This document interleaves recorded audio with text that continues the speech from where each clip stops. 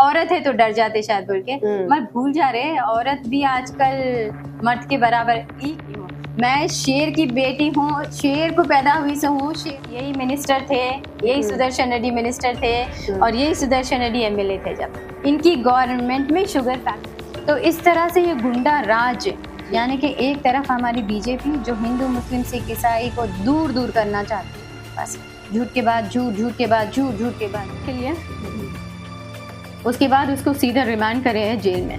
साल में 3 दिन वो मासूम होते हुए कुछ नहीं करते हुए। मैं ये पूछना चाह रही हूँ गवर्नमेंट से, आज तक जितने भी लोग बैरिकेड को हिट करे क्या वो सारे जेल को गए? ये एक తెలియట్లేదు. ఇప్పుడు సార్ కనబడట్లేదు కాబట్టి చాలా మంది అనుకుంటున్నారు ఏంటంటే ఇప్పుడు ఎవరైతే మీ సన్ ఉన్నారో ఆయన తెలియదు, వాళ్ళు వచ్చినారు సడన్లీ అచ్చా మాసూమ్ డ్రైవర్స్ को मार दिया। पिक्चर्स वीडियोस में ना దగ్గర पिक्चर्स वीडियोस అంతా ఉంది, మీకు కూడా షేర్ చేస్తాను నేను। अरविंद जो एमपी रह चुके हैं उन्होंने भी 5 साल एमपी रहे पर कभी गांव को नहीं आए कभी। వెల్కమ్ టు V1 న్యూస్, నేను రజిత। मोहतरम नाज़रीन, अस्सलाम वालेकुम व रहमतुल्लाहि व बरकातहू। V1 ఛానల్ में आप सभी का खैर मक़दम। ఈ రోజు మనం నిజామాబాద్ లో ఏదైతే జరుగుతుందో ఎంపీ ఎలక్షన్స్ లో భాగంగా బోధన్ పట్నంలోని మాజీ ఎమ్మెల్యే షకీల్ గారి సతీమణి గారు అయేషా ఫాతిమా గారితో ఈ రోజు ఉన్నాము। ఈ రోజు V1 తో వారితో మనం మాట్లాడదాం। ఎంపీ ఎలక్షన్స్ ఎలా జరగబోతున్నాయి, అలాగే ఆల్రెడీ మన ఎంపీ ఎలక్షన్స్ లో టిఆర్ఎస్ అధిష్టానం ఎవరైతే బాజిరెడ్డి గోవర్ధన్ గారిని నియమించడం జరిగింది, ఇప్పటికే చాలా మండలాల్లో కూడా ప్రచారం అయితే నిర్వహిస్తున్నారు। అయితే అన్ని ఒక ఎత్తైతే మన బోధన మండలం అయితే ఫస్ట్ నుంచిగా స్పెషల్ గా నిలుస్తోంది, ఎందుకంటే ఇక్కడ చాలా గట్టి పోటీ అయితే ఉంటుంది కాబట్టి। మరి ఇక్కడ చూసుకున్నట్లయితే టిఆర్ఎస్ ఇటు బీజేపీ ఇటు కాంగ్రెస్ ఈక్వల్ గా కష్టపడుతున్నారు। ఎవరు గెలుస్తారు ఏంటి అనేది అర్థం అవ్వట్లేదు కాబట్టి ఈ రోజు మేడం గారితో మరి ఏంటి వీళ్ళు ఏ విధంగా ముందుకు తీసుకెళ్తున్నారు ప్రచారాన్ని ఏంటి అనేది కూడా తెలుసుకుందాం। ओके, इलेक्शन की सरगर्मियां जैसे ही चलती जा रही है और हर पार्टी अपने अपने हिस्से की मुहिम चला रहा है। अब देखना है कि बीजेपी, कांग्रेस और टीआरएस, ज्यादा मंडलों में तो टीआरएस का दबदबा है और लोगों की जुबान पे भी टीआरएस ही बोल रही है कि मैडम से जानते हैं कि इलेक्शन का क्या हाल है। ఓకే మేడం, నమస్కారం అండి। నమస్తే రజిత। మీతో చాలా సార్లు మేము కలవడం జరిగింది, మాట్లాడడం జరిగింది। మీతో ఇంకోసారి మాట్లాడదాం అనేసి మా V1 తరఫు నుంచి మీ దగ్గరకు వచ్చాము। ఇక్కడ బోధన్ లో ఏ విధంగా మరి ఎంపీ ఎలక్షన్స్ అయితే ఉన్నాయి, మన బాజిరెడ్డి గోవర్ధన్ గారు మాజీ ఎమ్మెల్యే గారిని ఇప్పుడు ఎంపీగా ఎలక్షన్స్ లో నిలబెట్టడం జరిగింది, మరి ఎక్కడి వరకు వచ్చింది, మీరు ఎంత సపోర్ట్ ఇస్తున్నారు బోధన్ నుంచి? ఫస్ట్ ఎంపీ క్యాండిడేట్ నుంచి నేను మాట్లాడతామా, ఎందుకంటే ఎంపీ క్యాండిడేట్ को कोई तारीफ के मोहताज नहीं है బాజిరెడ్డి గోవర్ధన్ గారు। ఓకే, ఎందుకంటే ఏ కాన్స్టిట్యున్సీకి పోయినారు ఆ కాన్స్టిట్యున్సీ నుంచి విన్ అయ్యి వచ్చినారు। బాల్కొండ, సారీ నాట్ బాల్కొండ,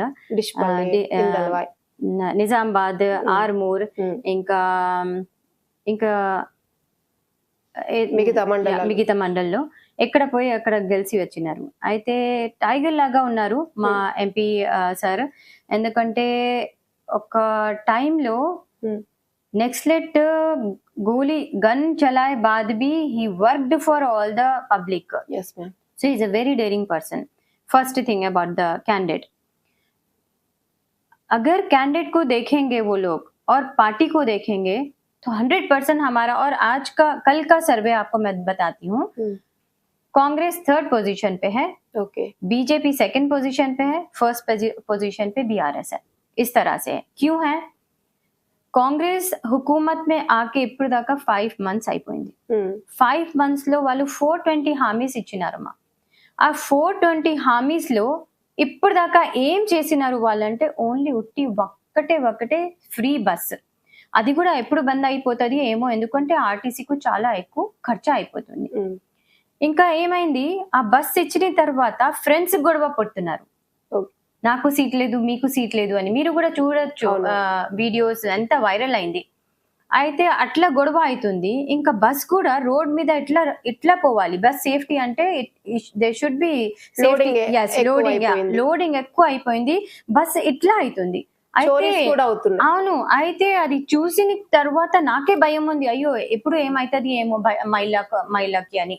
అట్లాంటి ఒక స్కీమ్ ఇచ్చేసినారు. మా అందరూ మనం మహిళస్ వి ఆల్ నో, ఏదైనా ఎక్కడైనా కొంచెం ఎక్కువ మాకు దొరికితే మేము అక్కడే పోతాం. సేల్ ఉంటే ఎవరైనా అవును, సేల్ ఉంటే అంతనే, ఎవరైనా చెప్తే పాత ఒక కొత్త షాప్ వచ్చిందంటే అట్లనే మనం వెళ్ళిపోతాం. అంటే ఇప్పుడు అట్లానే అనేది ఏంటంటే సేఫ్టీ చూసుకోవట్లేదు మహిళలు, వెళ్ళిపోతున్నారు. అవును. ఏం చేస్తున్నారంటే వాళ్ళు మంచి ఈ బ్రెయిన్ వాష్ చేసినారు అంత ఉమెన్స్ కి. పాపం వాళ్ళు మోసపోయాడు. ఎందుకంటే భరోసా करे वो लोग कि हमको ये एक घर में 5 औरतें हैं, 6 बेटियां हैं, 5 बेटियां हैं, माँ को मिला के 7 सास को मिला के 7 है, सबको पेंशन दे रहे। हिसाब कर लिए 2-2 हजार के 4-4 हो जा रहे, 4-4 हम सबको आ रहे, घर में 20,000 आ रहे, 30,000 आ रहे। वैसा आस में आ गए वो लोग, वैसा आस में आके वो टाइम पे दे दिए वोट। लेकिन अब पार्टी को ये स्कीमों की वजह से वोट मिले हमारे, बिल्कुल ये स्कीम जो झूठी स्कीम्स वो लोग बताए गए हैं ना, 420 जो स्कीम्स वो लोगों ने बताए हैं, उसमें औरतें थोड़ा, मैं जैसे बताई हूँ, मैं भी औरत हूँ, सेल कहीं भी है बोलती मैं भी भागती हूँ, तो उस तरह से उनको इस तरह से स्कीम्स बताया गया है। साल को लाख रुपए आएंगे, घर घर में पेंशन आएगा, 2000 का 4000 हो जाएगा, सिलेंडर ये हो जाएगा। अब लिस्ट बहुत लंबी है, 420 की मेरे पास बुक भी है, होना है तो मैं आप लोगों को बताती हूँ। और करंट बिल तो मिल रहा ना मैम? करंट बिल भी कितना मिल रहा, लेकिन करंट कितना जा रहा, करंट कैसा जा रहा, करंट कैसा चले जा रहा बताइए। पहले अपनी गवर्नमेंट जब थी, यानी कि तेलंगाना गवर्नमेंट जब थी, रईतों को बिल्कुल प्रॉब्लम नहीं था, बेचारे आत्महत्या कर रहे थे, तो हमारे केसीआर साहब थे जो एक वालिद के जैसे, भाई के जैसे खड़े हुए थे उनके साथ, तो वो आत्महत्या कम हो गए थे लोगों के, फार्मर स्पेशली, क्योंकि राइतू अगर काम करेंगे तो ही हमारा पेट भरेगा, चावल आएगा तो हम खाएंगे। तो वो लोगों के, वो उनके बारे में सोच के हमारे केसीआर साहब एक एक स्कीम्स रखे। पहले शुरुआत पानी से करूंगी मैं, लाइट से करूंगी, this 2 things are very important. ये 2 चीजों के बिना जिंदगी किसी की नहीं चलती, चाहे वो फार्मर रहने दीजिए, चाहे वो घर रहने दीजिए, औरत रहने दीजिए, कुछ भी रहने दीजिए, घर घर को नल कौन लेके आए, केसीआर साहब लेके आए। लाइट 24/7 कौन लेके आए, जब केसीआर साहब की गवर्नमेंट थी तो इतना पानी भी दिया गया, लाइट भी दी गई है, तो फिर आपकी गवर्नमेंट में वो सहूलत क्यों नहीं है? వాళ్ళు అంటున్నారు కదా, ఇప్పుడే స్టార్ట్ అంటున్నారు కదా, మరి వాళ్ళు 5 months అయిపోయిందమ్మా, ఇప్పుడే స్టార్ట్ అంటే వాళ్ళకు ఆల్రెడీ రెడీ దొరికింది కదా, అంత వాళ్ళు చేస్తలేదు కదా, ఏదైనా రెడీ ఉంది కదా, అంత అయితే రెడీ ఉంది వాళ్ళు చేసి. మా గవర్నమెంట్ అప్పుడు కొత్త గవర్నమెంట్, తెలంగాణ తీసుకువచ్చినాం, అప్పుడు అయితే కొత్త గవర్నమెంట్, కానీ మొత్తం చేసినాం మనం, హార్వెస్ట్ వాటర్ అన్ని చేసి పెట్టినాం. ఇప్పుడు కూడా వాళ్ళు ఇల్లు ఇస్తాం, దీది ఇస్తాం, అది ఇస్తాం, రోడ్ చేస్తాం, రోడ్ ఆల్రెడీ వైడ్ అయిపోయింది, బ్రిడ్జెస్ ఆల్రెడీ వైడ్ అయిపోయింది, హౌసెస్ ఆల్రెడీ రెడీ ఉంది, వాళ్ళు పేరు మార్చి ఇస్తారు, అంతనే కదా, उतनी बात है ना, और क्या है बताइए। हम दे रहे, हम दे, गवर्नमेंट हमारा जो काम करके रखी है, जो पेंडिंग है, अब वो उनका नाम लेके देंगे, और क्या कर सकते, उतना ही। मतलब हमारी औरतों को बस एक भोले भाले औरतों को बेवकूफ बनाया जा रहा है, सिंपल सी बात में भोले भाले औरतों को बेवकूफ बनाया जा रहा है, के लिए भोले भाले आवाम का फायदा उठाया जा रहा है जी, फायदा उठाया जा रहा है, और हमेशा मुस्लिम वोट को वोट बैंक की तरह यूज किया गया है।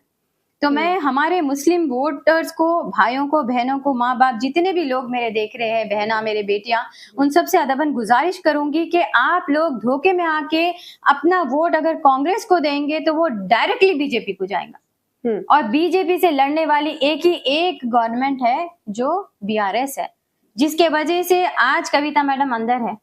अगर हम नहीं लड़ते तो कविता मैडम बाहर रहते थे। तो आप देख लीजिए, शराब घोटाला बल्कि मैडम को अंदर डाले, किस लिए डाले, क्योंकि हमारे केस ऑब्वियस है, माँ बाप की जान बच्चों में रहती। मेरा खुद का बेटा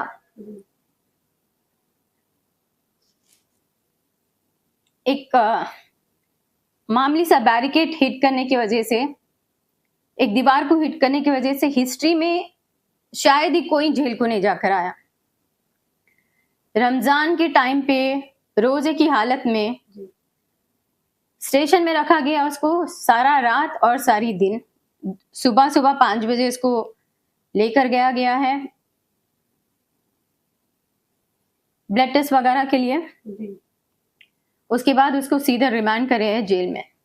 यानी कि रमजान में 3 दिन वो मासूम होते हुए, कुछ नहीं करते हुए, मैं ये पूछना चाह रही हूँ गवर्नमेंट से, आज तक जितने भी लोग बैरिकेड को हिट करे क्या वो सारे जेल को गए? ये एक एक्सएमएलए का बेटा होने के वजह से मेरे बेटे को एक अलग से ट्रीटमेंट दिया जा रहा है, उसको 3 दिन जेल में रखा गया है।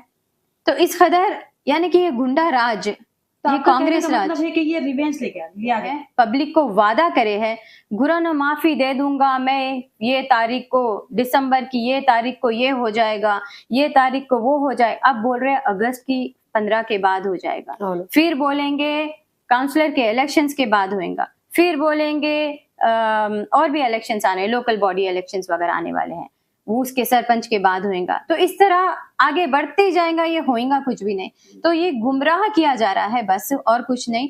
हम पे वार किया जा रहा है, हमारी फैमिली पे वार किया जा रहा है।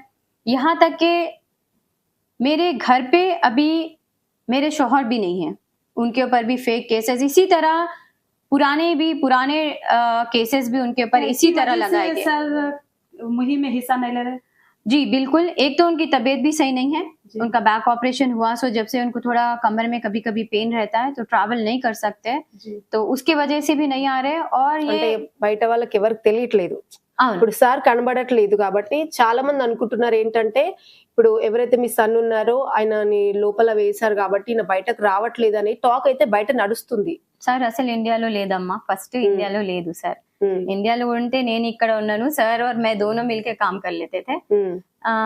ఇప్పుడు ఎంపీ ఎలక్షన్స్ ఉంది కాబట్టి పెద్ద సార్ हमारे केसीआर साहब और हमारे रामन्ना और अक्का भी हमारे अंदर है। उनका मेरा बेटा 3 दिन के लिए गया तो मेरा जान दिल सब निकल गया। तो हमारे अक्का भी हमारे लिए सब कुछ है, उन्हों भी अंदर है। एक एक दिन मैं सोच रही हूँ as a lady, I don't know how she is surviving there, it's more than a month.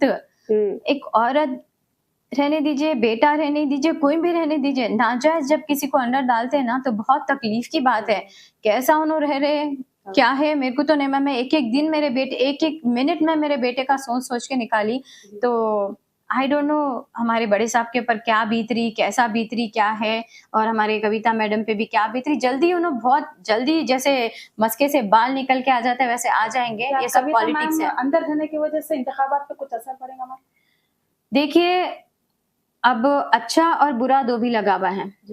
चंद लोग ऐसे ऑपोजिट बोलने वाले रहते हैं, चंद लोग वैसे बोलने वाले रहते हैं। तो लेकिन कोई भी अपने फायदे के लिए अपनी औलाद को इतना तो नहीं कर सकता। तो जो तकलीफ से वो गुजर रहे हैं, मैं समझ सकती हूँ उनकी तकलीफ, क्योंकि वो तकलीफ से मैं गुजर चुकी हूँ। तो मैं बिल्कुल रिलेट कर सकती हूँ कि अभी उनके घर पे भी और उनके साथ भी क्या गुजर रहा है, क्या नहीं गुजर रहा है। तो इस तरह से ये गुंडा राज, यानी कि एक तरफ हमारी बीजेपी जो हिंदू मुस्लिम सिख ईसाई को दूर दूर करना चाहती है, फिरका फरस्ती करना चाहती है, दूसरी तरफ कांग्रेस की गवर्नमेंट जो 420 गवर्नमेंट है, जो गुंडा राज है, जो झूठी गवर्नमेंट, उनके पास झूठी डिग्री के अलावा और कुछ है नहीं उनके पास। झूठ के बाद झूठ, झूठ के बाद झूठ, झूठ के बाद झूठ, एक नया झूठ और नया झूठ और नया, इस तरह ऐड होते होते होते होते 420 हो गए। बच्चियों को स्कूटीज देते, बट आई डोंट नो, अब वो बोलने बैठी तो मैं बोल रहा हूँ ना आपको, अपनी इंटरव्यू बहुत लंबी हो जाती तो, और दुनिया पब्लिक को मालूम हो गया। మెయిన్ ఇంపార్టెంట్ ఏంటంటే అందరు మహిళకు తెలిసిపోయిందమ్మా రజిత ఎట్లా ఉందంటే, బయట నేను పోతే వాళ్ళే చెప్తున్నారు, ఏ ఎందుకు ఇస్తాం, వాళ్ళు ఇట్లా చేసినావు అట్లా చేసిన, మోసం చేసినారు మాకు, అట్లా ఇట్లా ఇస్తామని ఇయ్యలేదు, పెన్షన్స్ ఓపెన్ చేస్తున్నా అని ఓపెన్ చేయలేదు, పెన్షన్స్ పాత పెన్షన్స్ కూడా వస్తలేదు, బంగారం అని చెప్పినారు అది కూడా ఇస్తలేదు, అది బంగారం సైడ్ లో పోని కానీ షాదీ ముబారక్ కళ్యాణ లక్ష్మి కూడా వస్తలేదు। అయితే వాళ్ళు వచ్చి చెప్తున్నారు, अम्मा मैं मेयन हूँ अम्मा, एक बार धोखा खाए अब दूसरी बार धोखा नहीं खाना है, बल्कि आके रो रहे हो लोग। इन स्कीमों पे अमल तो नहीं हुआ तो क्या पब्लिक का माइंड डिवाइड होगा? क्या फिर ये इसकी वजह से बीआरएस को वोट पड़ते? बिल्कुल पड़ेंगे, हाँ बिल्कुल पड़ेंगे, क्योंकि उनको मालूम हो गया कि झूठ कौन है सच कौन है। అంతేకాదు మేడం, ఇప్పుడు ఇక్కడ ఎవరైతే ఎంపీ అభ్యర్థిగా ఉన్నారో జీవన్ రెడ్డి, అతను స్థానికేతరుడు, అంటే ఇక్కడ మన వాళ్ళు కాదు, అంటే మన వాళ్ళు కాదు అంటే ఇండియన్స్ కాదు, మన డిస్ట్రిక్ట్ కాదు, వేరే డిస్ట్రిక్ట్ నుంచి వీళ్ళు తీసుకొచ్చి ఇక్కడ పెట్టారు, అంటే కాంగ్రెస్ వాళ్ళు అనుకోవచ్చు। ఇక్కడ అంటే వాళ్ళకి ఇక్కడ ఇంపార్టెంట్ కాంగ్రెస్ లో వేరే వాళ్ళు లేకనా, లేకపోతే అతన్నే కావాలని ఇక్కడ తీసుకొచ్చి నిల్చోబెట్టారంటారా? వాళ్ళకు తెలుసు మా వాళ్ళ పాలసీ వాళ్ళకు తెలుసు నేను ఎట్లా చెప్పాలి వాళ్ళు ఏ मालूम क्या सोच के रखे क्या है नहीं मालूम है वो कैंडिडेट के बारे में किसी को नहीं मालूम है वो नाम भी नहीं मालूम है वो कैंडिडेट किधर है भी नहीं मालूम है तो it's like for me and लोगों को भी नहीं मालूम है जीवन रेड्डी बोले तो कौन बोल के बोल रहे हैं अगर तो अंदर फर्स्ट बाजी रेड्डी सर अगर विन होते हैं तो इसमें मुसलमानों का के लिए क्या फायदा है? काफी फायदा है। देखिए एक तो बीजेपी का तो कांग्रेस है। हाँ अगर सर आगे विन होके तो पब्लिक का क्या फायदा, इसमें खास मुसलमानों का क्या फायदा है मैम? देखिए एक बात बताती हूँ मैं, अभी जिस तरह से गुंडागिरी चल रही है कांग्रेस की जी, जो कल की मैं बात बताती हूँ आपको। अब वो मैं मुस्लिम हूँ या मेरे हस्बैंड का XMLA है बोल के क्या है नहीं मालूम, बाकी के सारे कॉन्स्टिट्यूंसी से गाड़ियां कल गई है, बसेस गई है, गाड़ियां गई है गैदरिंग के लिए, सब हमने किया है। सिवाय मेरे यानी कि बोधन कॉन्स्टिट्यूंसी के अलावा कहीं भी गड़बड़ नहीं करे ये लोग। कल दुनिया का तमाशा कर दिए वहां पर जहां पर हमने गाड़ी रखी थी गवर्नमेंट जूनियर कॉलेज, తెలియదు వాళ్ళు వచ్చినారు సడన్లీ అచ్చా మాసూమ్ డ్రైవర్స్ కో మార్ దియా।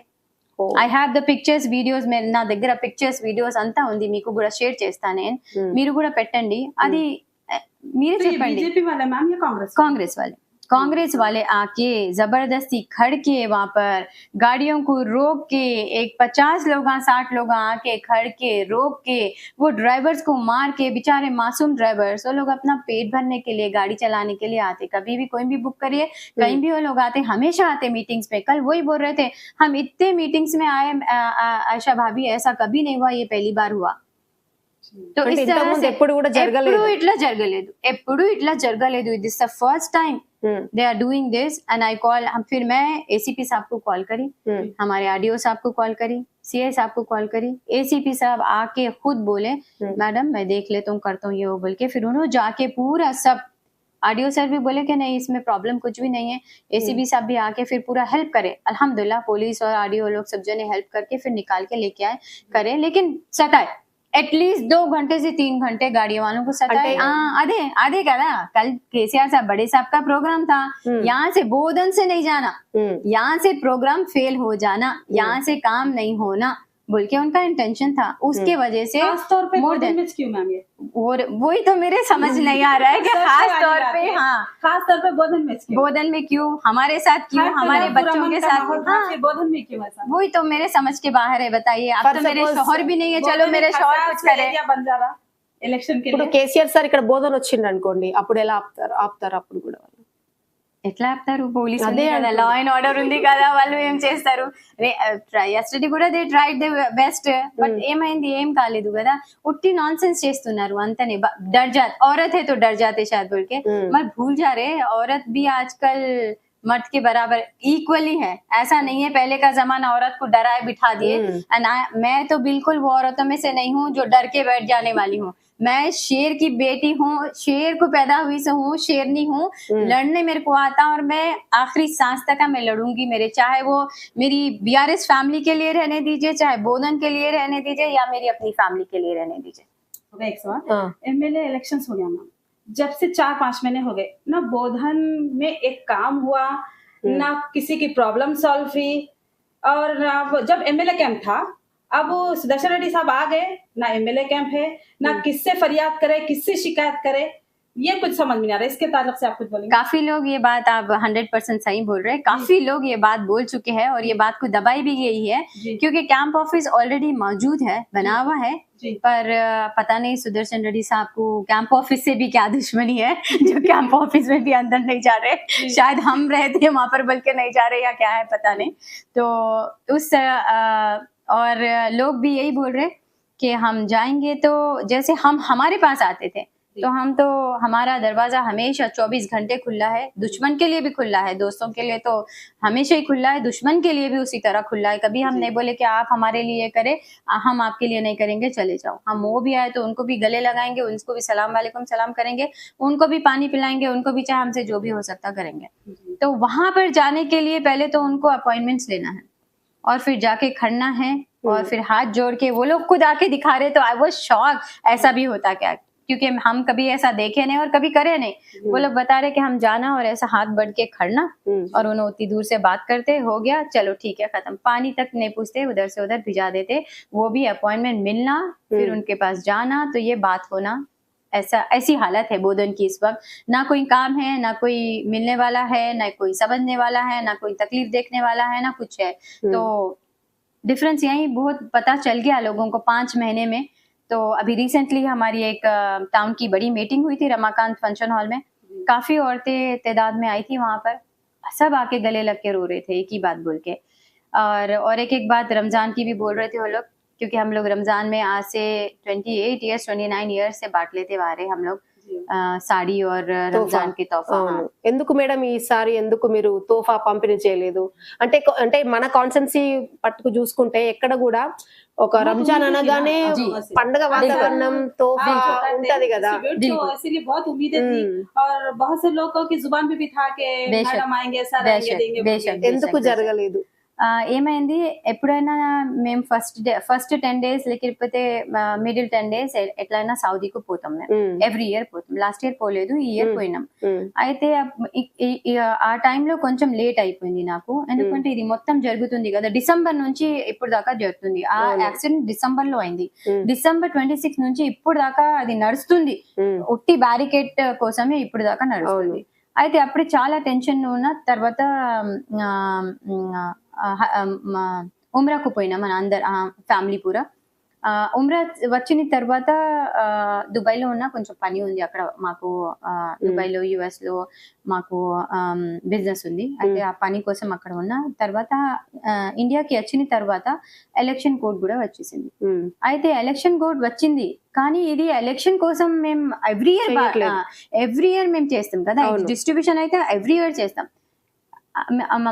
మేము చాలా ట్రై చేసినాం, కానీ వాళ్ళు మాకు परमिशन ఇవ్వలేదు. इलेक्शन मोड उन्ना काबट्टी यानी रमजान में एवरी ईयर करते हैं ना हम लोग, ऐसा नहीं है कि इलेक्शन के टाइम में जानबूझ के कर रहे, वैसा कुछ भी नहीं है, एवरी ईयर करते सो चीज है, तो इसको दे सकते थे परमिशन. वी ट्राइड, हम बहुत ट्राई करे, इलेक्शन कोड है नहीं दे सकते बोल के बोले. खैर मैं एक बात बोलना चाहूंगी बोधन की आवाम से कि आप लोग नाउम्मीद मत हुए, क्योंकि हम लोग जो रमजान का प्रोग्राम इस बार कैंसिल हुआ, उसको बकरीद में जरूर अपन पूरा करेंगे इंशाल्लाह. साथ में मिलके रमजान में रोजे रहते तो अपन खाना नहीं खा सकते थे, इस बार खाना खाते हुए तोहफे दिए जाएंगे आप सबको. Thank you ma'am.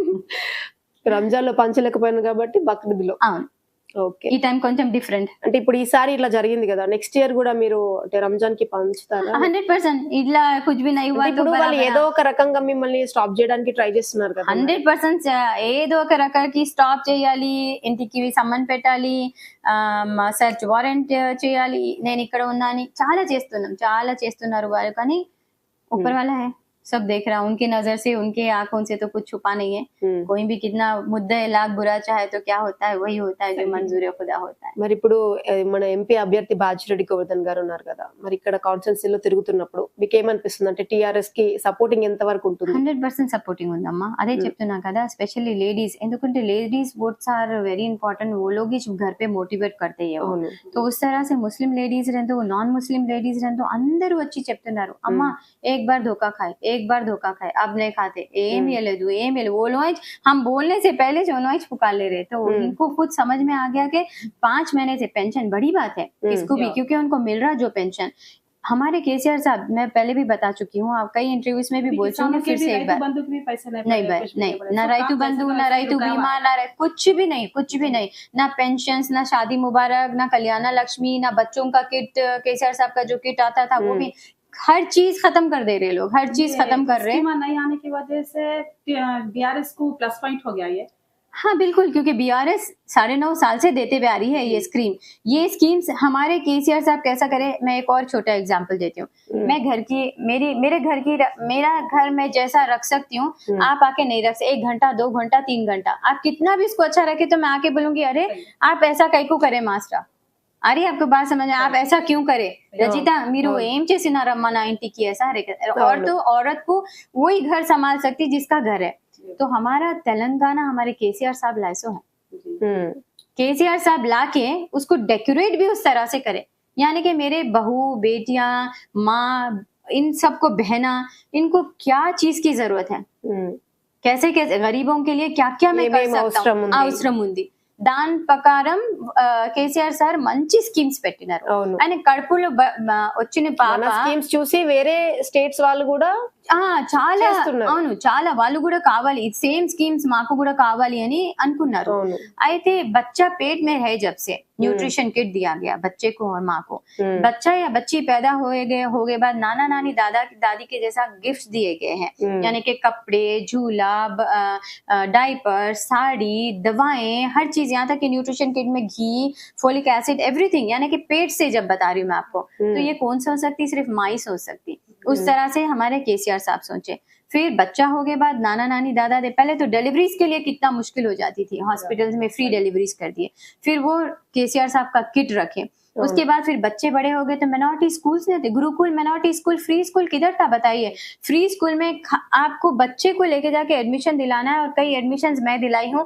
कई बच्चे अभी जो 10th में पास किए हैं उन्होंने कॉल किया मुझे कि मैडम आपके तरफ से, भाभी आपके तरफ से, आंटी आपके तरफ से, बाजी आपके तरफ से हमारे बच्चे ऐसा पढ़ के निकले बोल के. तो यह मेरी तरफ से नहीं, हमारे केसीआर साहब की तरफ से. जब स्कूल है, मिनॉरिटी के लोग, बच्चियां, औरतें थोड़ा बच्चियों को डालने के लिए डर रहे थे, तो मैं जाके थोड़ी कैनवसिंग करके समझाई कि मैं हूँ, आप डालिए, मैं बच्ची की जिम्मेदारी लेती हूँ. तो लोग डाले, बच्चों को पढ़ाए, बच्चों को, यानी कि आप बच्चों को स्कूल में सिर्फ एडमिशन दिलाना है, कपड़ा, खाना, बर्तन, यहाँ तक कि उनको ना बर्तन धोना है ना कपड़े धोने का है, गर्म पानी की सहूलत है, खाना भी पका के कोई दे के जाता है उनको खा लेना है, कपड़े भी उनको गवर्नमेंट से मिल रहे हैं, फीस देने की जरूरत नहीं है, बैग देने की जरूरत नहीं है, शू देने की जरूरत, इतने सारे सहूलत. उसके बाद जब बच्ची शादी के काबिल हो गई तो शादी मुबारक. अल्लाह ना करे, खुदा ना खासा ऊंच नीच हो गई, बेवा हो गए या छोड़ के चले गए या कुछ भी हो गया, उनको पेंशन. बीड़ी वालों को पेंशन आज तक का कोई नहीं सोचे. इतनी वो लोग बीडीज बना के बीमार हो जाते, उनके बारे में कोई नहीं सोचे. फिर अल्लाह ना करे, खुदा ना खासा, बच्चे आजकल बहुत डिफेक्टिव पैदा, मतलब बाई बर्थ, बाई बर्थ ऐसे नेचुरल बच्चे रह रहे जिसको हैंडीकैप रह रहे, उनके लिए पेंशन. बताइए आप, इतना कौन सा अपने माँ बाप, कुछ एक बच्चा थोड़ा हैंडीकैप हो गया तो बोझ दिखता. सीएम केसीआर साहब हमारे हर महीने को महीना उनको पेंशन रखे. फिर बूढ़े माँ बाप जिसको औलाद खुद रखला नहीं चाह रही, उनको पेंशन.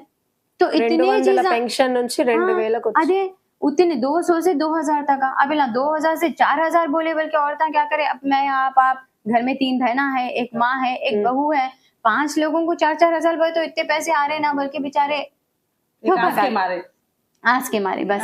तो इस तरह से गवर्नमेंट को, हमारी गवर्नमेंट जब थी 9.5 साल, पूरे स्कीमात भरपूर हर घर में गए, नल से लेके, लाइट से लेके, बच्चों से लेके, स्कूल से लेके, शादी से लेके, बूढ़े हुए तक हर एक स्कीम. तो वो स्कीम छोड़ के उम्मीद और आस में चले गए. अब उनको एहसास हो गया कि ये तो धोखा हो गया, ये बड़ा धोखा हो गया. वो बोलते ना, खोदे पहाड़ निकला चूहा, समथिंग लाइक दैट, वैसा हो गया उन लोगों को. तो उसमें उनको पता चल गया कि ये गवर्नमेंट झूठी गवर्नमेंट है, करने वाली गवर्नमेंट सिर्फ और सिर्फ बीआरएस गवर्नमेंट है. सवाल मैम जी, रूलिंग कांग्रेस, सेंट्रल में बीजेपी, तो पब्लिक बीआरएस को वोट क्यों देना? सेफ्टी के लिए देना, और क्योंकि अभी जो चल रहा है, इसीलिए मैं बताई, जो गुंडा राज है जो चल रहा है, वो आज मेरे साथ हुआ और सबके साथ भी होता. और मैं आपसे नहीं, बचपने से देख रही हूँ, जब भी कांग्रेस आती गुंडा राज ही चलता. आप चाहे बाबरी मस्जिद को उठा के देख लीजिए, आप चाहे कौन सी भी चीज को देख लीजिए, पीछे जाके आप कांग्रेस की हुकूमत के टाइम पे आप जाके देख लीजिए किस हद तक का क्या क्या करे वो लोग, क्या क्या नहीं करे. तो उसके लिए मैं एक बात बताती हूँ आपको. एक टाइम पे टीडीपी की गवर्नमेंट भी थी, तो वो टाइम पे एमपी एक था और एमएलए एक था, लेकिन फिर भी एमपीज लड़के अपना हक बराबर अपनी जगह ले लेके आके दिए. तो ये जरूरी नहीं है कि सेंट्रल गवर्नमेंट है तो सेंट्रल गवर्नमेंट में सिर्फ और सिर्फ बीजेपी को या कांग्रेस को देना, बल्कि सेंट्रल गवर्नमेंट में हुकूमत करने वाले चाहे कोई भी रहो, हक जो जीता उसको तो मिलेगा ना जरूर बराबर. तो हमारे अब गली में तो हमारे एमएलए साहब नहीं रहे, तो उनके लिए दिल्ली में तो कोई बैठ के हमारे लोगों के लिए लड़ेगा ना, क्योंकि ये लोग तो यही बोलेंगे कि आप लोग हमारे को वोट नहीं डाले. कांग्रेस वाले बोलेंगे, आज भी बोल रहे कि ये हम क्या जीते. इस बार जीवन रेड्डी साहब उन्होंने बोला कि अगर मैं विन होता तो सबसे पहले फैक्ट्री खोलूंगा, फिर इसके बाद हल्दी बोर्ड कायम करूंगा, रेलवे लाइन फला ऐसा जो बोल रहे. उसके लिए मैं आपको एक अच्छी सी बात बोलती हूँ. इन्हीं की गवर्नमेंट थी जब ये शुगर फैक्ट्री चलेगी. जब इन्हीं की गवर्नमेंट थी, यही मिनिस्टर थे, यही सुदर्शन रेड्डी मिनिस्टर थे और यही सुदर्शन रेड्डी एमएलए थे, जब इनकी गवर्नमेंट में शुगर फैक्ट्री चली गई है। शकरनगर की जो सबसे जानी मानी चीज है, यानी कि मैं मेरे शोहर से, मेरे ससुराल से, मेरे सास से, मेरे ससुर से सबसे सुनती थी कि इतना ब्यूटीफुल था जब शकरनगर फैक्ट्री चलती थी। एक अलग माहौल था, ये था वो था, तो रौनक थी जी बिल्कुल। तो वो बेचैसों वाले आप ही थे, जब आपकी गवर्नमेंट थी, आप ही जिसको अंदर अंदर से काम करके पूरा खोखला करके खराब कर दिए। और आज फिर आप 10 साल से काम करते हैं। अगर आपको करना ही था पब्लिक के लिए, एक सिंपल सी बात बताती हूँ मैं, यानी कि आपको वोट डाले तो आप काम करेंगे, वोट नहीं डाले तो आप काम नहीं करेंगे। आपको उतना था, आपकी गवर्नमेंट सेंट्रल में थी, आप मिनिस्टर रह चुके थे, आप करा सकते थे काम चाहे तो, सही बात। आप काम करा सकते थे चाहे तो। आपके टाइम पे आप बेच के बैठ के अब आप बोल रहे, अब आपको पब्लिक लेके आई तो आप काम करेंगे, पब्लिक आपको नहीं लेके आई थी 10 साल तो आप काम नहीं करेंगे, और 10 साल में किसको क्या करना, वही बोली ना ये करना, किसको कैसा तकलीफ देना, बल्कि सोच लेके आके बैठे आप उसको राग़िब करने के लिए सिर्फ ये झूठे वादे आप ये 10 साल में ये सोच लेना था कि मैं पब्लिक को क्या अच्छा करूं और कैसा अच्छा करूं, बल्कि तो भी सोच के आना था, तो मैं भी अपना वोट आपको ही देती थी। बजाय उसके आप दुश्मनियां निकाल रहे, पता नहीं क्या क्या निकाल रहे, क्या क्या कर रहे, तो अल्लाह ही जाने। अब बस मेरी तो आवाम से यही गुजारिश है, मेरे सारे बोधन के लोगों से मैं सबको हाथ जोड़ के नमस्ते बोलती हूँ। मई 13 को भारी मेजॉरिटी में जाके कार के निशान को वोट दीजिए। आप सबसे अदबन गुजारिश है, मेरे भाइयों बहनों से, मेरी बेटियों से, मेरी माओं से, मुझे पूरी उम्मीद है कि आप लोग भरपूर वोट दिए हैं और देंगे ज़रूर, क्योंकि वो वक्त और हालात क्या थे और अल्लाह को क्या मंजूर था पता नहीं, जो भी हुआ वो हुआ, लेकिन दिल्ली में अपना आदमी बैठना ज़रूरी है। आप मेरी बात समझिए, आप लोगों के पास मेरी बात जा रही है किसी भी तरह, मेरी बात समझिए, मेरी दिल की बात समझिए, और आप लोगों को खुद भी इस चीज़ का एहसास है और हम क्या चीज़ से गुजर रहे हैं और कैसी तकलीफ से गुजर रहे हैं, आप लोगों को पता ही है। जिस तरह से लाइट जा रही है, जिस तरह से नल नहीं है घर घर पे, लोगों को फिर बाहर जाना पड़ रहा है, सूखे पड़ रहे हैं सब चीज़ें, ये वो, तो वो सब चीज़ों के बारे में सोचिए। हमारे जो स्कीमात है वो एक एक करके ख़त्म हो जाएंगे, उसके बारे में सोचिए, क्योंकि आस देना अलग बात है, उम्मीद देना, आस देना अलग बात है, और करना अलग बात है। करने वाली गवर्नमेंट सिर्फ बीआरएस गवर्नमेंट है, और झूठ बोलने वाली गवर्नमेंट को आप 5 महीनों से तो देख रहे हैं आप। तो अब आपके हाथ में है, मैं आपके हक में फैसला करने के लिए मैं बता रही हूँ, अदबन गुजारिश कर रही हूँ आप सबसे कि आपका कीमती वोट बीआरएस के निशान को दीजिए, जिसका निशान है कार का, और 13 मार्च को जाके भरपूर वोट दीजिए। आप भी दीजिए, आपके ससुराल में, मैके में, दोस्तों में, अड़ोस में, पड़ोस में, आने जाने हर किसी को बोलिए। और मुझे तो पूरी उम्मीद है। जय तेलंगाना, जय बीआरएस, जय केसीआर साहब, और जय शकील भाई, आप लोगों के भाई, मेरे शौहर अफकोर्स। तो జజాకల్లా, అల్లా హాఫిజ్, నమస్తే। థ్యాంక్ యూ మేడం, ఇప్పటి వరకు మాకు మంచిగా V1 కి సపోర్ట్ చేస్తున్నందుకు, అలాగే ఇప్పటి వరకు టైం ఇచ్చినందుకు కూడా థ్యాంక్ యూ వెరీ మచ్। तो ये थी हमारे साथ इंतखाबात के ताल्लुक से बात कर रहे हैं आयशा मैडम फातिमा जी। तो फिर इंशाल्लाह फिर आपसे दोबारा मुलाकात होगी। अल्लाह हाफिज। अल्लाह हाफिज, जज़ाकल्लाह।